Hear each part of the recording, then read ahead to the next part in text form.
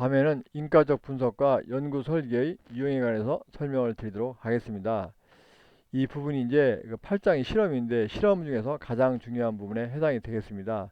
그리고 약간 좀 내용이 길 수 있어 가지고 이 두 파트로 나누어서 설명을 드리려고 합니다.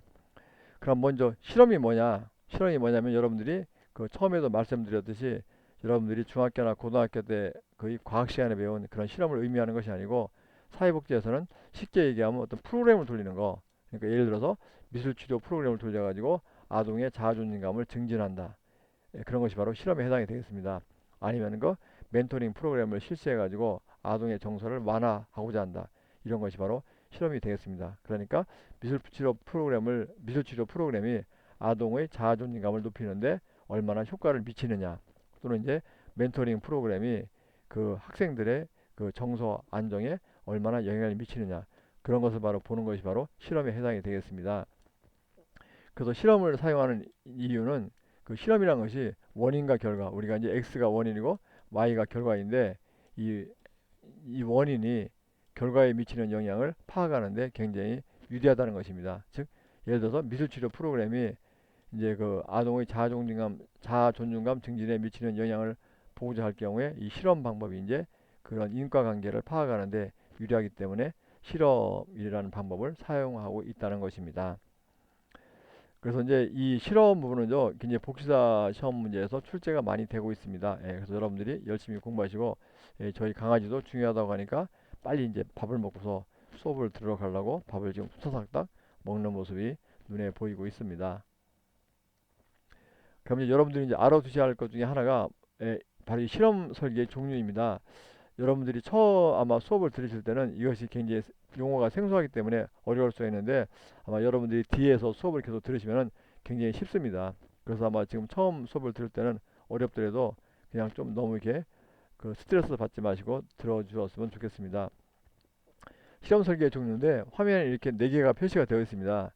그래서 보면 이렇게 실험 설계, 옆에 유사 실험 설계, 손실험 설계, 비실험 설계로 되어 있어 가지고 총 4개로 되어 있는데 이 B라는 것은 이제 아닐 B자, 우리가 뭐 아니다 그런 B입니다. 그래서 이것이 영어로 넌입니다. 그러니까 아니다 그런 의미이기 때문에 이 비실험 설계는 실험 설계가 아니다 그런 의미이기 때문에 이것을 이제 빼버리겠습니다. 그래서 결국은 엄밀한 의미에서 실험 설계는 이렇게 세 가지가 있습니다. 그래서 첫째가 실험 설계인데 이 실험 설계가 실험 설계의 가장 기본이 되는 것입니다.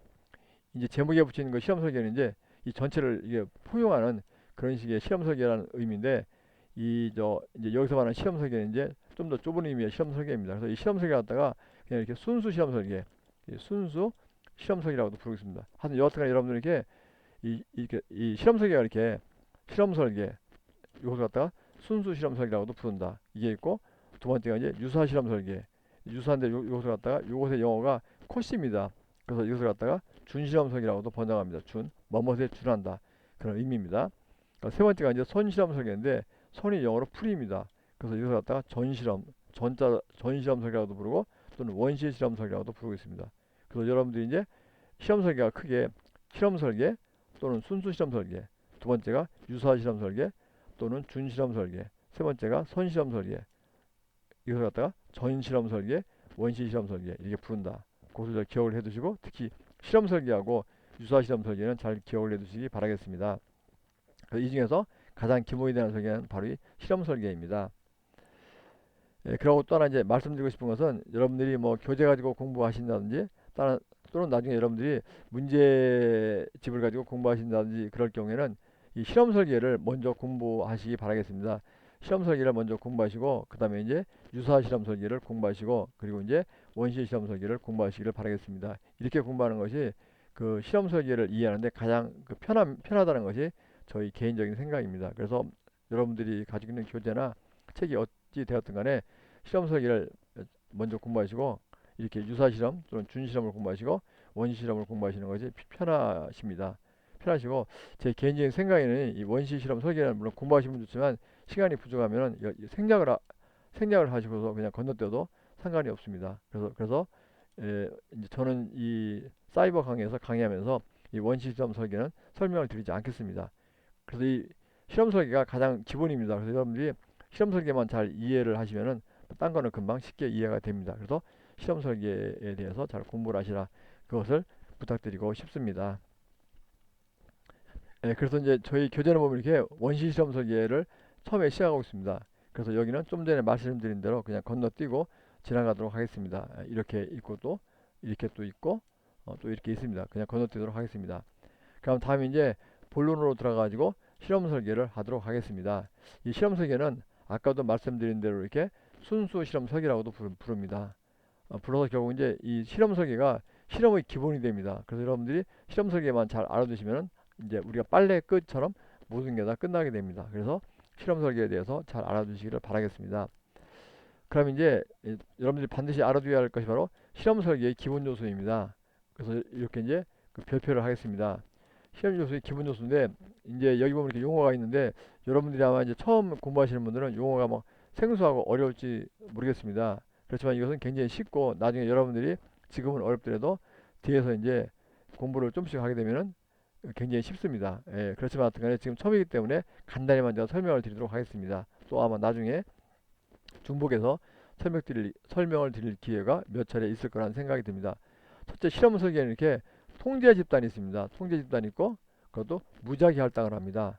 그리고 이제 독립 변수를 조작합니다. 그리고 종속 변수에 대해서 사전 검사와 사후 검사를 합니다. 그래서 여러분들이 이것을 기억을 해두시는데 사실은 여러분들이 좀만 지나가면 기억을 뭐 굳이 하지 않아도 알 수가 있습니다. 그럼 제가 이제 뒤에서도 한번 중복이 되겠지만 한번 여러분들의 이해를 돕기 위해서 한번 설명을 간단히 드리도록 하겠습니다. 이 실험 설계는 이런 것입니다. 예를 들어서 뭐 자주 예를 들은 것처럼 미술치료가 아동의 자존감 증진에 미치는 영향을 제가 이제 한번 해보려고 합니다. 그래서 이제 미술치료가 아동의 자존감에 어떤 효과가 있느냐, 그것을 제가 이제 연구하기 위해서 미술치료 프로그램을 아동에게 돌려보려고 합니다.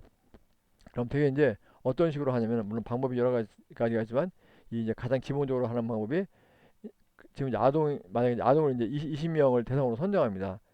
선정한 다음에 이 아동을 이렇게 두 집단으로 구분합니다.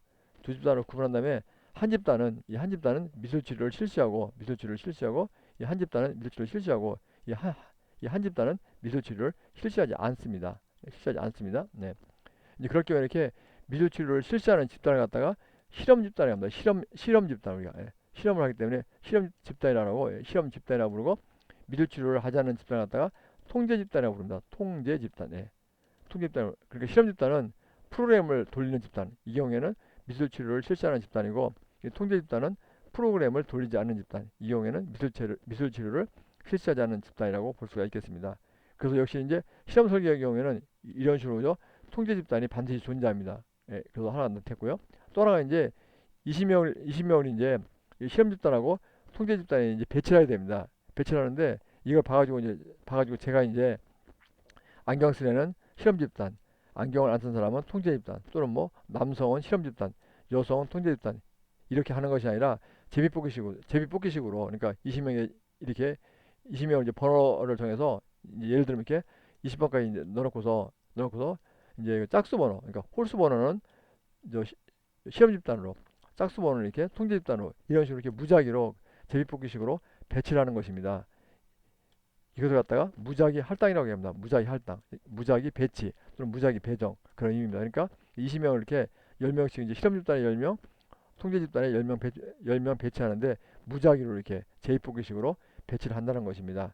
그래서 무작위 할당이고, 그리고 이제 아까 말씀드린 대로 실험 집단에는 이렇게 미술치료 프로그램을 돌리고, 통제 집단에는 미술치료 프로그램을 돌리지 않는데, 여러분들도 많이 기억하시겠지만 우리가 이제 x가 독립변수고 y가 이제 종속변수인데, 미술치료 프로그램이 아동의 자아존중감에 미치는 영향에 대해서 제가 연구한다고 할 경우에 이때 독립변수가 어떻다고 그랬습니까? 이 미술치료 프로그램을 돌리는지 여부가 바로 독립변수의 역할을 하고, 그리고 이제 자아존중감에 변화가 있느냐, 이것이 바로 이제 종속변수의 역할을 한다고 했습니다. 좀 약간 쉽게 얘기하면 미술치료 프로그램을 실시하는지 여부가 독립변수의 역할을 하고, 자존감에 차이가 있느냐, 즉 자아존중감이 종속변수의 역할을 한다고 볼 수가 있는데, 그러니까 결국 이제 실험 집단에는 미술치료 프로그램을 실시하고 통제 집단에는 미술치료 프로그램을 실시하지 않기 때문에, 이게 뭡니까? 바로 미술치료 프로그램을 실시하는지 여부가 바로 독립변수를 하기 때문에 이게 바로 독립변수의 조작입니다. 그래서 독립변수의 조작이라는 것은 이 실험 집단에는 미술 치료 프로그램을 실시하고 통제 집단에는 미술 치료 프로그램을 실시하지 않는 것. 이것을 갖다가 독립 변수의 조작이라고 부르고 있습니다. 그러고 이제 그다음에 이제 종속 변수. 그러고 나서 그다음에 이제 어떻게 하냐면은 이 저 미술 치료 프로그램을 돌리기 전에 한번 이 자존감을 이제 측정합니다. 자존감이 어느 정도 되는지 이 시험 집단에도 측정하고 통제 집단에도 측정합니다. 그러고 난 다음에 미술 치료가 끝나고 난 후에 또 다시 그 자존감을 양쪽 집단에서 측정합니다. 그래서 바로 이것이 바로 이 미술 치료가 자존감에 미치는 영향을 연구할 경우에는 이 종속 변수가 자존감에 대한 변화입니다. 그렇기 때문에 이 자존감에 대해서 사전 검사 프로그램을 돌리기 전에 하는 것이 사전 검사고 프로그램이 끝나고 하는 것이 사후 검사이기 때문에 이것이 바로 종속 변수에 대한 사전 사후 검사가 되겠습니다. 그래서 이렇게 이제 실험 설계에서는 이렇게 통제 입장이 있다. 그리고 무작위 할당한다. 그리고 이제 독립 변수를 조작한다. 즉 미술 치료 프로그램을 실험 집단에는 돌리고 통제 집단에는 돌리지 않는다. 종속 변수에 대해서 검사를 한다. 즉 자존감에 대해서 사전 검사, 사후 검사를 한다. 이것이 바로 실험 설계의 기본 요소가 되겠습니다. 그리고 이제 외부 요인을 통제하는 방법이 있는데 뭐 이것은 좀 쉽게 얘기하면 이렇게 이제 그 실험 집단하고 이렇게 통제 집단에 예를 들어서 20명을 배치할 경우에 어떻게 이제 배치하느냐, 그런 것과 관련이 되는 것입니다. 그래서 그 세 가지가 있는데 첫째가 무작위입니다. 아니, 첫째가 여기는 두 번째로 표시되어 있는데 이것부터 먼저 설명을 드리면 무작위로 이렇게 실험 집단과 통제 집단에 배치하는 것입니다. 그래서 좀 전에 아까 이렇게 무작위 할당, 그러니까 20명을 이렇게 제비뽑기식으로 10명은 실험 집단, 10명은 통제 집단 이렇게 배치하는 것이 바로 이 무작위입니다. 그래서 이 무작위가 영어로 랜더마이제이션입니다. 요 랜덤이라는 것이 뭐 무작위 그런 의미이기 때문에 그것의 명사가 돼서 무작위와 무작위. 그래서 요것이 랜더마이제이션에서 이 첫자가 이제 R자입니다. 그래서 이렇게 여러분들이 그 무작위가 랜더마이제이션이기 때문에 요 R자, 그래서 대문자 R자를 좀 잘 기억을 해두시기 바라겠습니다. 그리고 또 하나 두 번째 방법은 이렇게 통계 기법을 쓰는 것입니다. 그래서 이걸 통계학적 통계라고 하는데 통계 이제 기법을 써가지고 하는 것이고, 그리고 이제 세 번째가 이제 이 화면상에 있는 첫 번째인데 동일 배합입니다. 동일 배합을 영어로 매칭이라고 하는데 뭐라고 쓰냐면 주요 변수들을 미리 알고서 이제 실험 집단과 통제 집단에서 그 변수들의 분포가 똑같이 나타나게 하는 것입니다.